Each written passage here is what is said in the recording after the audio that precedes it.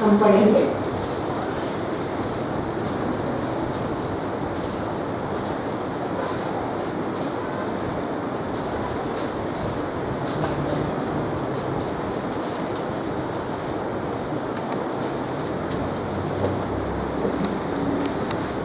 लूका सुसमाचार इसका अध्याय 20 वचन 1 से लेकर 8 तक हम देखेंगे। यीशु के अधिकार पर प्रश्न। एक दिन ऐसा हुआ कि जब वह मंदिर में लोगों को उपदेश दे रहा और सुसमाचार सुना रहा था, तो प्रधान याजक और शास्त्री पुन्नियों के साथ पास आकर खड़े हुए और कहने लगे, हमें बता, तू इन कामों को किस अधिकार से करता है, और वह कौन है जिसने तुझे यह अधिकार दिया है? उसने उनको उत्तर दिया, मैं भी तुमसे एक बात पूछता हूँ, मुझे बताओ, यूहन्ना का बपतिस्मा स्वर्ग की ओर से था या मनुष्यों की ओर से था? तब वे आपस में कहने लगे, यदि हम कहें स्वर्ग की ओर से, तो वह कहेगा, फिर तुमने उसकी प्रतीति क्यों न की? और यदि हम कहें मनुष्यों की ओर से, तो सब लोग हम पर पत्थराव करेंगे, क्योंकि वे सचमुच जानते हैं कि यूहन्ना भविष्यवक्ता था। अतः उन्होंने उत्तर दिया, हम नहीं जानते कि वह किसकी ओर से था। यीशु ने उनसे कहा, तो मैं भी तुमको नहीं बताता कि मैं ये काम किस अधिकार से करता हूँ।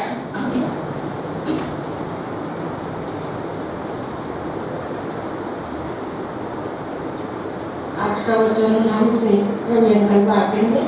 मैं रवि अंकल को विनती करती हूँ कि वो आए, आज का जो भी आत्मिक पन्ना है हमारे लिए लेकर आए।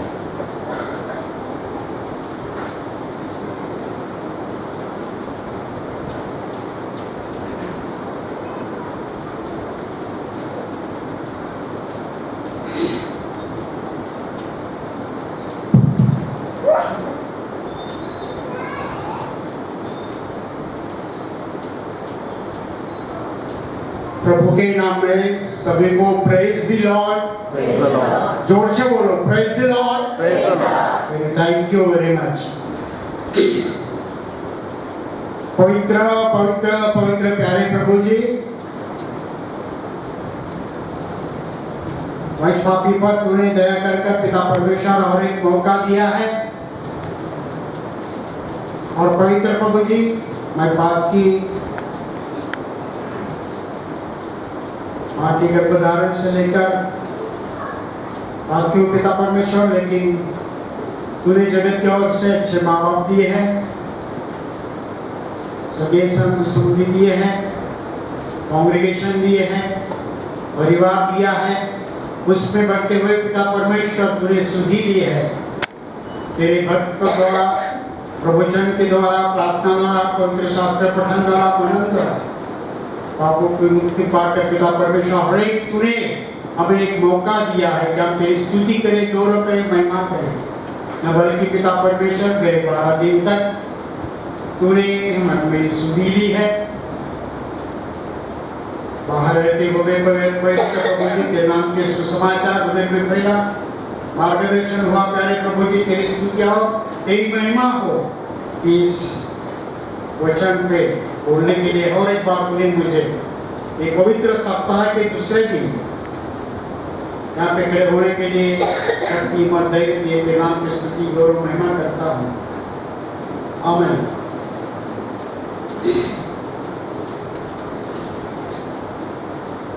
प्यारे भाइयों बहनों, मुझे बहुत खुशी होती है कि गए 40 दिन पिता परमेश्वर ने हमारे सब कांग्रेगेशन के छोटे बड़े बुजुर्ग सभी को सही सलामत रखते हुए ये पवित्र सप्ताह में और एक बार आने का अवसर दिया है।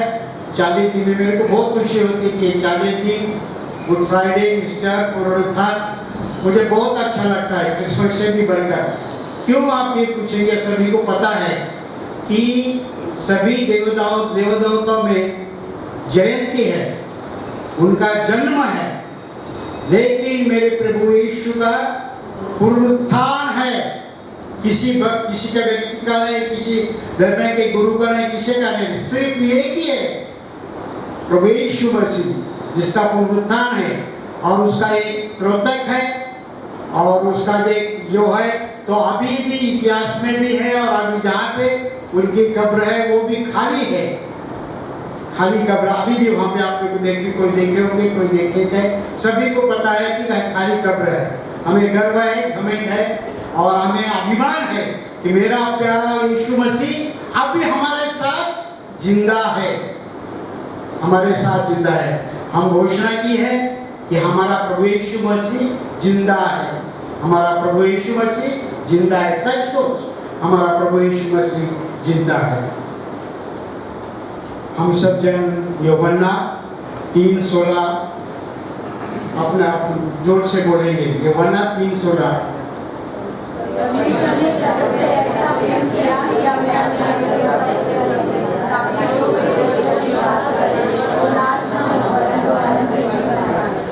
मराठीमध्ये म्हणे, देवाने जगावर एवढी प्रीती केली की त्याने आपला एकुलता एक पुत्र दिला।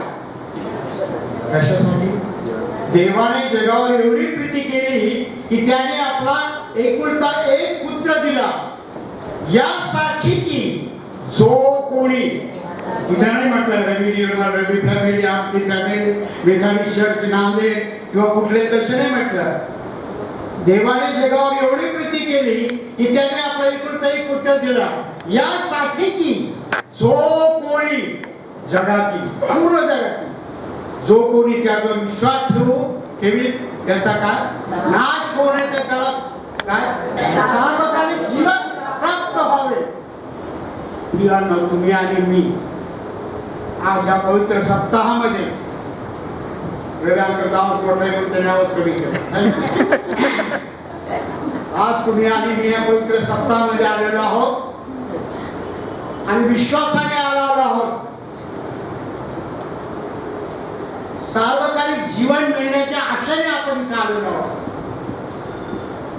हम सब सार्वकालिक जीवन के लिए भूखे और प्यासे हैं, इसीलिए हमने पवित्र सप्ताह में 40 दिन उपवास कर और एक बार को हमें संधि दी है। हम इस जगह पे आए हैं, प्रार्थना की है, मनन की है, प्रभु की स्तुति की है।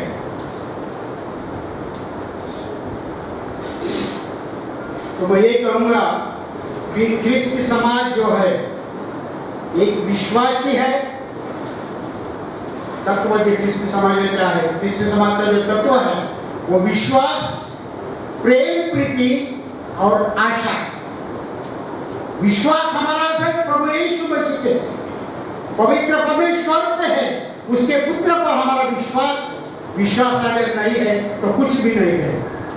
फिर तुम फैमिली की ओर देखो, जगत की ओर देखो, अपने धार्मिकता की ओर देखो, एक पवित्र शास्त्र में जो है तो ख्रिस्ती समाज में विश्वास है, विश्वास रखने वाला, प्रेम प्रीति करने वाला, हमसे निकलता है प्रेम प्रीति है और आशा है।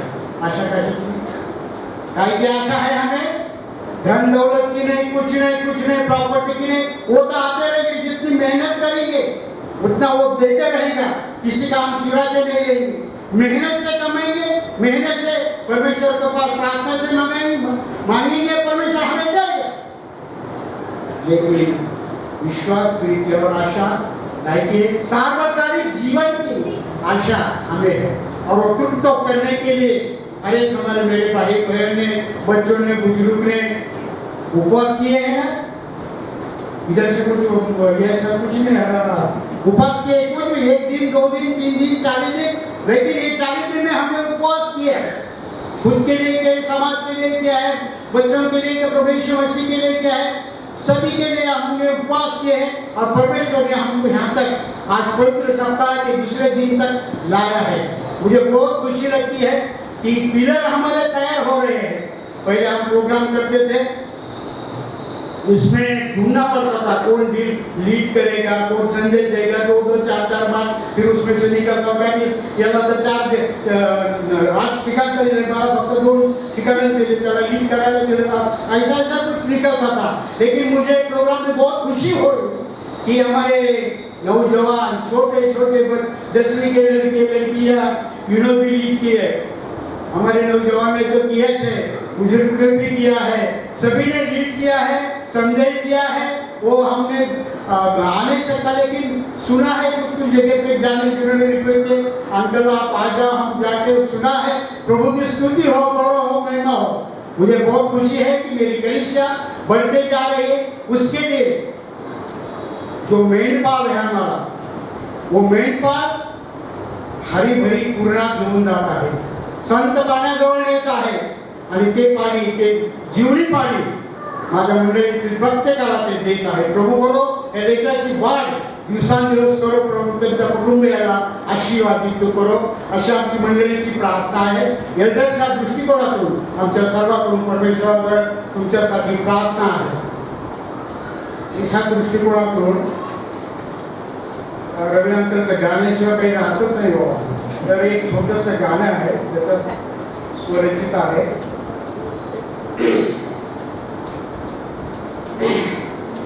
ख्रिस्तास्तव आम्ही केली प्रार्थना। बिना प्रार्थनेचं कोणी आहे त्याच्यामध्ये? त्याने आपले हात वर करावा, सत्य बोलायचं चर्चमध्ये। बिना प्रार्थनेचं पण जिसने प्रार्थना नहीं की इधर उधर से का हाथ दिखा मेरे को ऊपर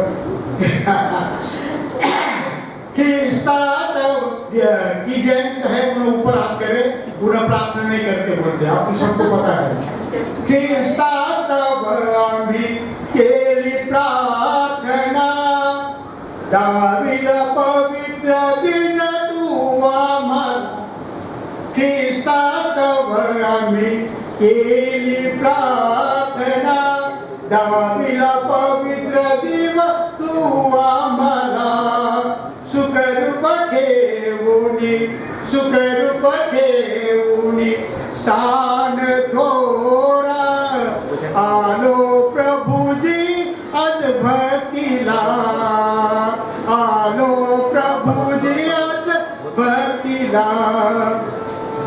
ख्रिस्ता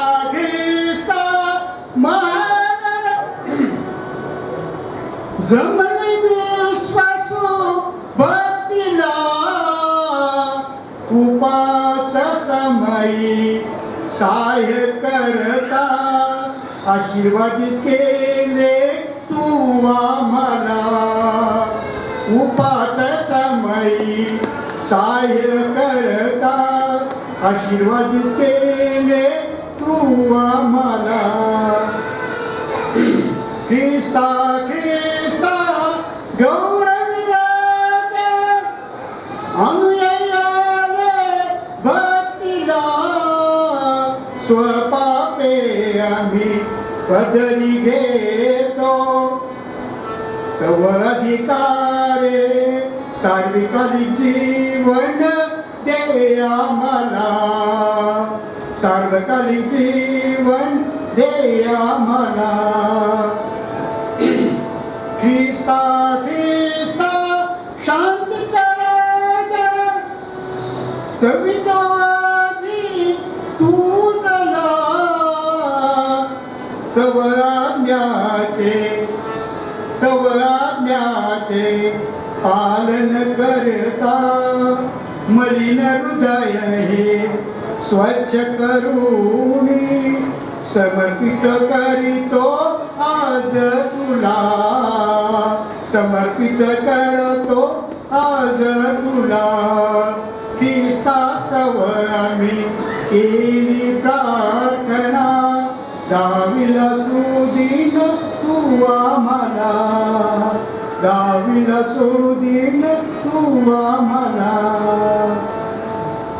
परमेश्वरा स्तुती असो, जोरात गाण्याची सवय आहे, परंतु वयमान होऊ शकत नाही, घरच्यांनी सांगितलं तरी काय हरकत नाही। परमेश्वर त्याची स्तुती महिमा करून घेतो। मी माझं वैयक्तिक काही सांगणार नाही, परंतु ह्या 40 दिवसामध्ये प्रत्येकाला परमेश्वराने आशीर्वादित केला आहे, सबको आशीष से मालामाल किया है। उसकी स्तुति और गोरिया महिमा होते हुए आज मैं यही बताना चाहूँगा कि हमारा चर्च में आना बहुत इम्पोर्टेंट है। संगति, फेलोशिप रहना, एकजुटी से रहना बहुत इम्पोर्टेंट है, क्योंकि दिन जो है तो बुरे हैं। मैं 12 दिन तक बाहर था, देखा हर एक चर्चेस में देखा, केरल कॉलेज में देखा कि अपने लिए दिन बुरे हैं। बुरे नहीं पियानो आशीष भरे हैं, क्योंकि परमेश्वर ने, पिता परमेश्वर यीशु मसीह ने हमें कहा है, हमको जो उपमा दी है वो नमक की दी है, प्रकाश की दी है। हम थोड़े लोग हर एक जगह पे है, उंगली पे गिने जैसे, लेकिन जैसे नमक की हमको उपमा दी है, तो नमक अगर किसी इसमें नहीं रहा तो उसकी टेस्ट आती नहीं है। प्रकाश अगर नहीं रहा तो सब अंधेरा ही अंधेरा हो जाता है। तो प्रभु यीशु मसीह ने हमें नमक प्रकाश की उपमा दी है। ये सचमुच सच है, जब हम थोड़े क्यों नहीं होते, लेकिन हम एक नमक के समान है, प्रकाश के समान है, और हम हमारे जीवन, हमारा जो कुटुंब है, आदर्श कुटुंब रहना जरूरी है। इसके लिए संगठित होना, चर्च में आना जाना बहुत अच्छा है। मैं एक उदाहरण बताऊंगा। एक बहुत अच्छी फैमिली थी, चर्च से बहुत एक्टिव थी, चर्च से लगन थी। डैडी मम्मी पास्टर कमेटी के मेंबर होंगे, सब होंगे। बचपन में उनको बढ़ाया, बच्चों को सब होगा, शादी वादी हो गई, और उसको जो होते केड़ी की देहाती एक पत्नी मिली होंगी, और डैडी मम्मी फिर कुछ दिन के बाद गुजर गए, किधर तो भी गए। लेकिन ये जो व्यक्ति है, ये जो नौजवान है, वो उसने कुछ दिन के बाद अपना चर्च आना जाना तो कुछ कारण की वजह से, कुछ इससे वजह से कम करते करते करते एकदम कम किया, और शैतान ने उसके ऊपर हमला कर वो खाने पीने लगा, बुरी बातें करने लगा, संसार की तरफ ख्याल देने लगा। तो उसकी पत्नी जो गरीब घराने थी, लेकिन वो प्रभु में थी, वो जब वो अच्छे घराने में आई तो उसको प्रभु का वचन सुनते हुए, चर्च में आते हुए बहुत समाधान लगा। तो उन्होंने घर पे जाने के बाद अपने को पति को सुधारने को उसने कोशिश करती थी, लेकिन परमेश्वर पिता ने उसके दिल में और कुछ बातें डाले, समय समय पर उसके ऊपर बातें गुजरी, और उस प्रकार उस प्रभु ने उसको सहाय किया। और वो जो है तो जाने के बाद संडे के दिन, चलो आज मेरे साथ चर्च को चलो। तो उन्होंने बोलता था हमेशा की तू जा, तुझं काय करायचं, लेकरांना घेऊन जा, तू जा, वाटेल ते कर, मी काही येऊ शकत नाही। चर्च छूटने के बाद उन्होंने जाती थी, घर में प्रार्थना कर, तो बैठता नहीं था, कुछ नहीं। सत्ता ने उसके ऊपर हमला किया। और प्यारे भाइयों बहनों, जब उसके घर में कुछ बातें होने लगी, तब परमेश्वर के पास उस लड़के ने प्रार्थना की, उसका उत्तर उसने दिया। इस प्रकार उसने, परमेश्वर ने उसको सहाय किया कि जब उसके दिल में आया कि अपने दूल्हे को कैसे मैं सुधारूं, तो परमेश्वर ने उसके दिल में डाला है।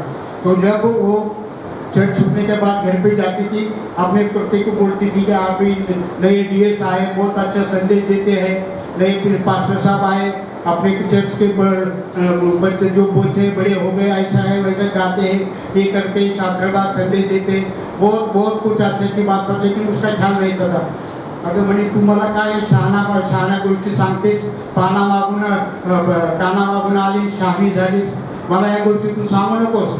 मी लहानपणी ख्रिसमस सेवाला देवदूत व्हायचं, काय राजा व्हायचो, मला असं करायला लावायचं, मी तशा गोष्टी केल्या। माझे आई वडील पास्टर कमिटीमध्ये होते, आम्ही सर्वांनी ॲक्टिव्ह काम करायचं, ती मंडळी आम्ही पुढे आणलेली, असं तो सांगायचा त्याला।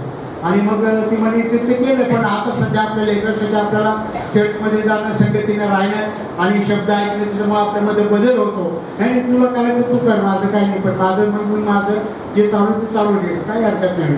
एक दिवस तो बाजारात गेला, त्याला एक फिश सापडलं, मोठं, तो घेऊन आला घरी, आणि बायकोला सांगितलं तू सुगरण आहेस, याची करी कर, भाजी कर म्हणून सांगितलं। तिनं ते फिश घेतलं आणि कट केलं, आणि चांगले मसाले वगैरे टाकून फिश तयार केलं, आणि तो पतिराज जेवायला बसले। तर त्याच्या पतीला पहिला घास जातात, तो त्याला एकदम राग इकडे काय झालं म्हणे, तू म्हणे हे काय केलं तू? म्हटलं काय केलं म्हणजे मच्छीची करी केली। आता मग सगळे एक कडू याच्यामध्ये काय टाकलं सर, तुम्ही आणलेले सगळे मसाले वगैरे टाकले, सर्व केलं, मग कडू का कसं झालं? तर मला काही माहित नाही म्हणे कसं कडू झालं काय नाही। तर म्हणे बघितलं त्याने, तर म्हणे याला स्वच्छ केलंस का, याला धुतलं घातलंस का? अहो म्हणे फिशला धुवायची काही आवश्यकता नाही, कारण तो पाण्यातच राहतो, त्याला पाण्याने काय आवश्यकता आहे त्याला पाण्याने धुण्याची? फक्त त्याला पाण्याने धुण्याची काय आवश्यकता म्हणे तसं तुम्ही ख्रिस्ती समाजातील घरातील ख्रिस्ती लहानपणाचे मोठे झालात, आणि तुम्ही म्हणतात मला चर्चला येण्याची काय आवश्यकता आहे? चर्चला आल्यानंतर अनेक लोकांकडून, अनेक वक्त्याकडून, पाळक लोकांकडून हिने याच्याकडून आपल्याला नवीन कानावर शब्द पडतात. आपल्यातील जे दुःख आहे, संकट आहे, व्याधी पिढ्या प्रार्थने कोणाच्या मध्ये ते दूर जातात आणि आपलं जीवन सुखी होतं. यानं तेव्हापासून त्या व्यक्तीने सुरुवात केली आणि कुटुंब आनंदित झालं. तसं आपलं जीवन आपण हे फक्त नामधारी ख्रिस्ती किंवा गुड फ्रायडे, ईस्टर आणि नाताळ, नवीन वर्ष असं नकून प्रत्येक वेळेला येण्याची आपल्यावर काही काम असेल तर त्याला क्षम्य असू शकतं, परंतु ते आलेलं अति उत्तम असतं.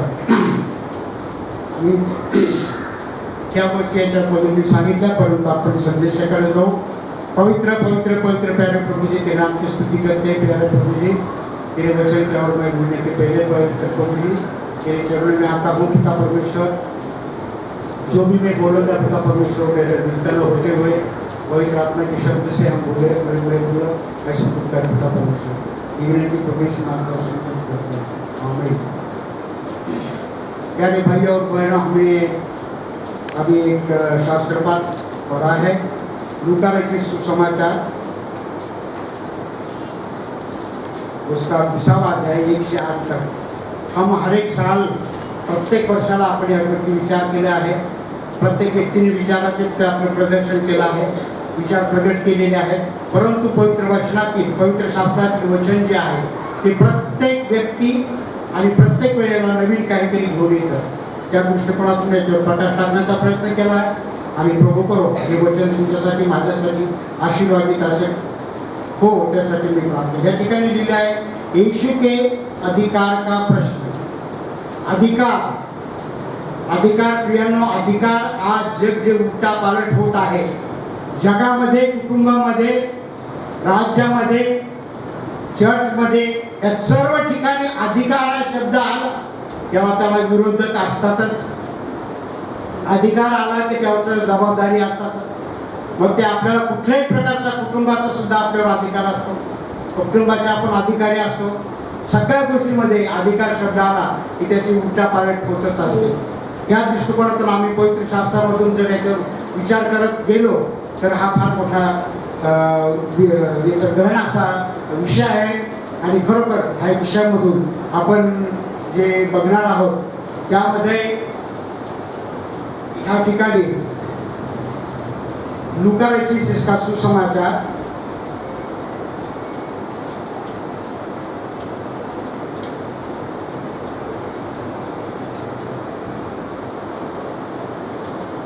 मराठीमधून बोलतो. एके दिवशी तो मंदिरात लोकांना शिक्षण देत व स्वार्थ सांगत असता मुख्य याजक व शास्त्री हे वरील मंडळासह त्याच्याकडे येऊन त्याला म्हणाले, तुम्ही कोणत्या अधिकाराने या गोष्टी करता आणि तुम्हाला हा अधिकार देणारा कोण हे आम्हाला सांगा. तेव्हा त्याने त्यांना उत्तर दिले, मीही तुम्हाला एक प्रश्न विचारतो, त्याचे मला उत्तर द्या. योहानाचा बाप्तिस्मा स्वर्गापासून होता किंवा मनुष्याच्या पासून होता? तेव्हा ते आपसात विचार करून म्हणाले, स्वर्गापासून असे म्हणावे तर हा म्हणेल की तुम्ही त्याच्यावर विश्वास का ठेवला नाही, आणि मनुष्यापासून असे म्हणावे तर सर्व लोक आपल्याला संदेशकाशी बनतील. आणि येशूने त्यांना म्हटले, तर कोणत्या अधिकाराने ह्या गोष्टी मी करतो तेही मी तुम्हाला सांगत नाही. स्पष्ट प्रभू येशू ख्रिस्ताने आपलं मत प्रगतीत केलं, कारण त्या ठिकाणी शास्त्री पुरुष आले आणि त्याचे चमत्कार बघून त्याच्यावर विश्वास ठेवून लोक किती पुढे जात होते. परंतु जे अधिकारी होते, शास्त्री पुरुष होते, त्यांच्यामध्ये एक जलसी निर्माण झाली आणि त्या दृष्टिकोनातून त्या ठिकाणी त्यांनी प्रश्न केला. जलसीपणा ह्या ठिकाणी आला आणि त्यांनी तो प्रश्न केला. आपण बघतो प्रियानो की उत्पत्तीमध्ये प्रभू येशू ख्रिस्त परमेश्वराने जगाची उत्पत्ती केली, त्यावेळेस पाणी वेगळे केलं, सर्व 7 दिवस केले आणि शेवटी 6व्या दिवशी आपल्या प्रतिरूपाचा मनुष्य निर्माण केला आणि त्याच्यामध्ये आपलं पवित्र केलं आणि त्याच्यानंतर यजन बाग केलं. हे सर्व आपल्याला माहिती, कारण आपण लहानपणचे एक संडे स्कूलमधून सुद्धा ह्या गोष्टी बघितलेल्या आहेत. आणि अशा प्रकारची जगाची उत्पत्ती केली आणि त्या उत्पत्तीमधून आपल्याला परमेश्वराने दाखवलं की मनुष्य काय आहे. आणि त्यानंतर त्यांनी बघितलं की आपल्या प्रतिरूपाचा केल्यानंतर त्याला सहचार्य दिले आणि हवा आणि आकाश यांच्या दोघांच्या याच्यातून जगामध्ये पाप आलं. हे पाप त्यांनी आपल्या सहन करण्याची त्याची कुवत होती तिथपर्यंत केली. आणि त्यानंतर प्रभू येशू ख्रिस्ताने परमेश्वराने आपला एकुलता एक पुत्र आहे प्रभू येशू ख्रिस्त हा तुमच्या आणि माझ्या पातकासाठी त्या वधस्तंभावर खेळले गेले. ते 40 दिवस आपण पाळत आहोत. त्या 40 दिवसामध्ये आपण जात आहोत आणि या पवित्र सप्ताहाच्या दुसऱ्या दिवशी आपण त्याच्या पवित्र मंदिरामध्ये एकत्र झालेलो आहोत. प्रियानो, परमेश्वराने जगावर एवढी प्रीती केली की त्यांना आपला एकुलते पुत्र दिला. आणि खरोखर हे प्रभू येशू ख्रिस्ताने जे आपल्यासाठी ते बलिदान त्याचे एकुलते पुत्राचं केलं हे कोणाच्याही करू शकत नव्हते किंवा करणार सुद्धा नाही. अशा प्रकारे तुमच्या आणि माझ्यासाठी तो क्रुसावरती गेला आणि त्याने आपलं वधस्तंभ आपल्या हाती घेऊन त्या कालवरी आपल्या सर्वांना माहीत आहे. परंतु ह्या ठिकाणी ज्यावेळेस प्रभू येशू ख्रिस्त तरुण वयामध्ये ते त्यांनी अनेक चमत्कार केले. हे चमत्कार आपण बघितले तर आपण त्याच्यात बघूया की हे चमत्कार जे आहेत तर त्यांनी तरुण वयापासून सुरुवात केले आणि त्यांना जो अधिकार आहे तो कोणी दिला तर त्यांनी स्पष्ट सांगितलं की माझा पिता परमेश्वर जो आहे ज्याच्यावर मी विश्वास ठेवतो त्यांनी मला हा अधिकार दिला आणि त्या अधिकाराने मी सर्व काही करत आहे. परंतु आपण बघतो की परमेश्वराचा एक पुत्र प्रभू येशू ख्रिस्त होते आणि त्यांनी आपल्या पित्याची आज्ञा पाळली. त्या आज्ञेप्रमाणे चालले, लहानचे मोठे झाले आणि त्यांना परमेश्वराने सर्व काही अधिकार दिला. तर त्या अधिकारापैकी आपण बघतो की निसर्गावर त्यांनी अधिकार गाजवला, दुष्ट आत्मेवर अधिकार गाजवला, आजारीपणावर अधिकार गाजवला आणि जिवंत मृतावर सुद्धा अधिकार केलेला आहे. अग्नीवर त्यांना सुद्धा अधिकार होता आणि ज्यांना पुत्र मूल बाळ नाही त्यांना सुद्धा आपल्या अधिकाराने त्यांना मूल बाळ दिले. आपण या ठिकाणी बघतो की मत्तई सुवर्तमानाचा एक पहिला अध्याय आणि 3 ते 15 मध्ये, मत्तई 18-19 मध्ये आपण या ठिकाणी बघतो की मला जो अधिकार मिळाला आहे तो मला पवित्र आत्म्यापासून माझ्या पित्यापासून मिळाला आहे. कारण परमेश्वराने आपला एक पुत्र तो येशू त्याच्या आज्ञेमध्ये राहिले वाढले. अशा प्रकारे त्यांनी तो सर्व अधिकार परमेश्वराने आपल्या पुत्राला दिला आणि जगामध्ये येशू मसीह असताना त्यांनी आपल्या अधिकाराने अनेक चमत्कार त्यांनी केले. आपण बघतो मार्कुस सुवर्तमान, मत्तई सुवर्तमान, योहान सुवर्तमान यामध्ये सर्वांमध्ये आपण बघतो की परमेश्वराने अनेक आजारी बरे केले, त्याच्या अनेक संकटात असलेल्या लोकांना वाचवलं, जे अशुद्ध आत्मे होते त्यांनाही काढलं, सैतानाला वेगळं केलं. सैतानी सुद्धा येशू मसीहची परीक्षा घेतली आणि सैतानाला बाजू केलं. परंतु आपण बघतो की ज्यावेळेस पुनरुत्थान झालं तेव्हाही सैतान परमेश्वर पुन्हा आले आणि जगामध्ये आज त्याचं राज्य नसून परमेश्वराच्या नावाने आपण जर त्याची प्रार्थना केली तर सैतान त्याच्यापासून दूर जातं. अशा प्रकारे परमेश्वराने आपल्या पुत्राला अधिकार दिला कारण त्याचा आपल्या पित्यावरती प्रभू येशू ख्रिस्ताचा आपल्या पित्यावरती विश्वास होता आणि प्रेम होतं, प्रीती होती. तसंच प्रभू येशू ख्रिस्ताने एकुलता एक पुत्र तुमच्या आणि माझ्यासाठी दिलेला आहे. त्याच्यावर आपण संपूर्ण जीवाने, संपूर्ण मनाने आणि संपूर्ण त्याने आपण त्याच्यावर जर प्रेम केलं, विश्वासाने जर केलं तर त्यांनी सुद्धा आपल्याला अधिकार प्राप्त आपसत केलेला आहे. कारण पवित्र शास्त्रामध्ये पुष्कळ काही उदाहरणं आहेत आणि प्रभू येशू ख्रिस्ताने स्वतः सांगितलं आहे की सर्व सृष्टीत जाऊन सुवार्ता द्या आणि पिता, पुत्र, पवित्र आत्मा या देवाच्या नावाने माझ्या नावाची सुवार्ता द्या, बाप्तिस्मा द्या आणि या जगामध्ये तुम्ही माझे शिष्य व्हा. प्रियानो, आपण या ठिकाणी बघूया की परमेश्वराने जो अधिकार त्यावेळेस आपल्या पुत्राला दिला तर येशू ख्रिस्ताने तो अधिकार तुम्हाला आणि मला दिलेला आहे. परंतु फक्त आपला विश्वास त्याच्यावर पाहिजे, आपली प्रार्थना पाहिजे, आपली मनोधारणा पाहिजे आणि तो विश्वास देण्यासाठी ज्याप्रमाणे त्यांनी विचारले की तुम्ही ह्या कोणाच्याही शास्त्री पुरुष योहानाच्या, त्या ठिकाणी आपण योहानाचं चरित्र जर बघितलं तर योहानाने स्पष्ट सांगितलं की मी माझ्या शक्तीला काढतो नाही तर माझ्या पाठीमागून जो येणार आहे तो माझ्यापेक्षा श्रेष्ठ आहे, त्याच्या पायाचा बंधन सुद्धा सोडण्यास मी लायक नाही.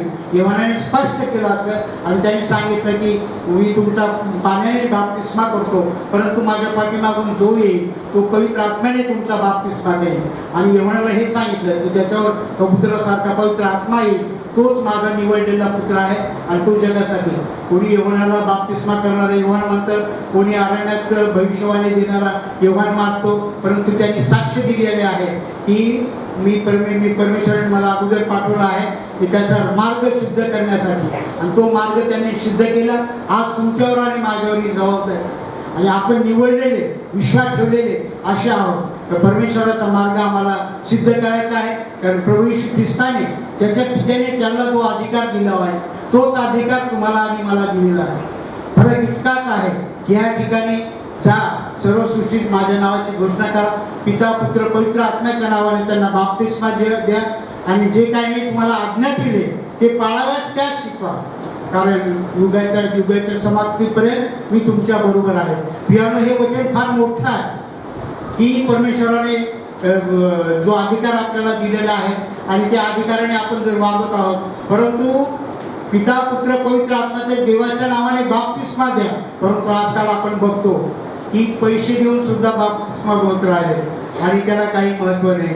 तर मला एवढंच सांगायचं आहे की परमेश्वराने जी आज्ञा दिलेली आहे ते डिवोशन झालेले, परिवर्तित झालेले, पापाची क्षमा केलेले अशा कुटुंबामधून किंवा अशा याच्यातून जे रजिस्टर्ड आणि आपले जे धर्मगुरू येतात त्यांना तो अधिकार प्राप्त झालेला आहे. आजच्या जगिक जीवनातून, आजच्या याच्यामधून 1,500-2,000 लोकांच्या समोर पालकी सेवा काही साधी नाही प्रियानो.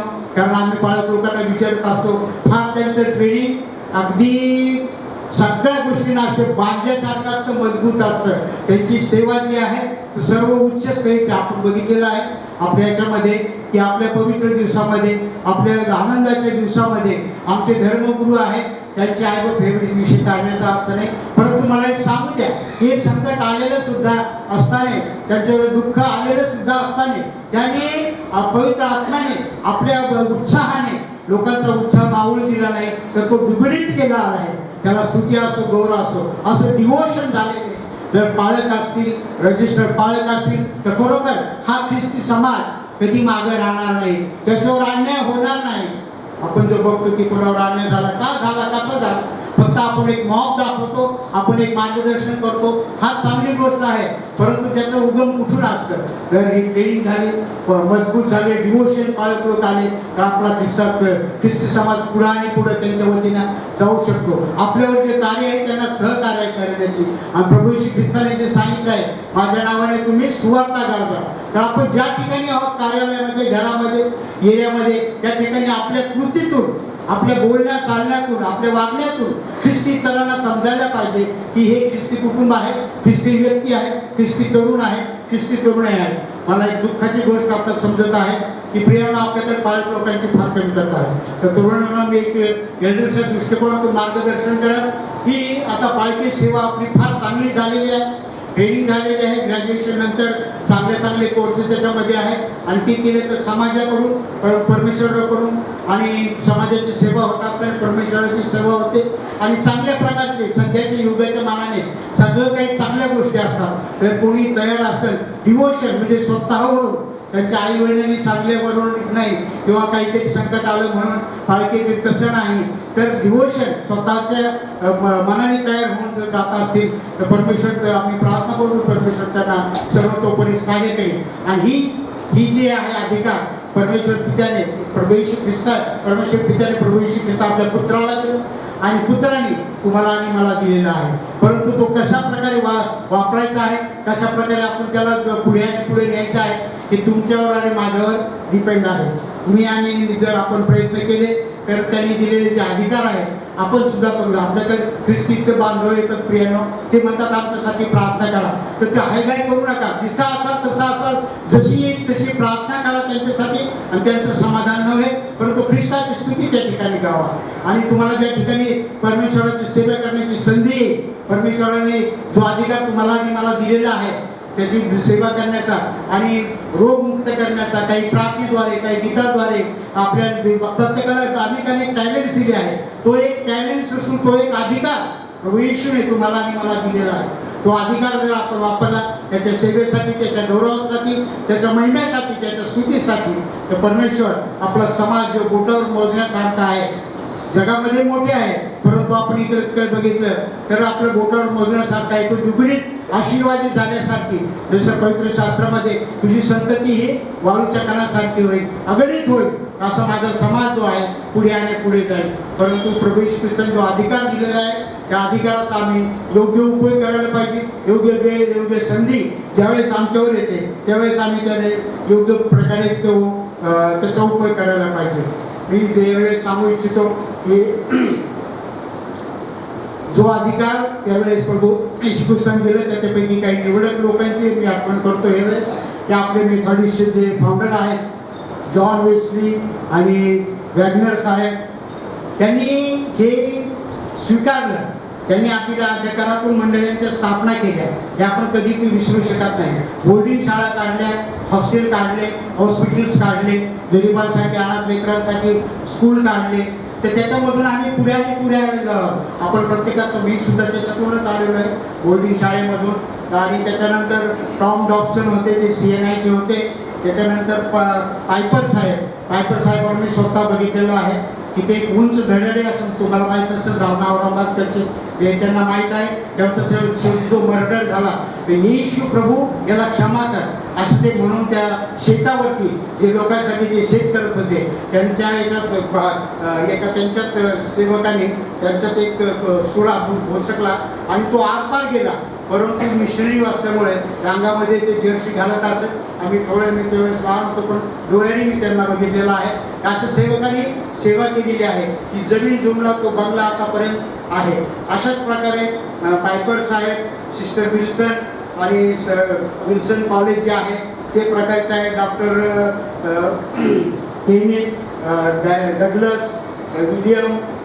त्याच्यानंतर आम्ही बघतो की परवा झालेलं जे प्रकरण स्टेनगर जे ते मिशनरी होते, त्यांचे 2 लेकर त्यांना जाळलं प्रियानं 1999 मध्ये.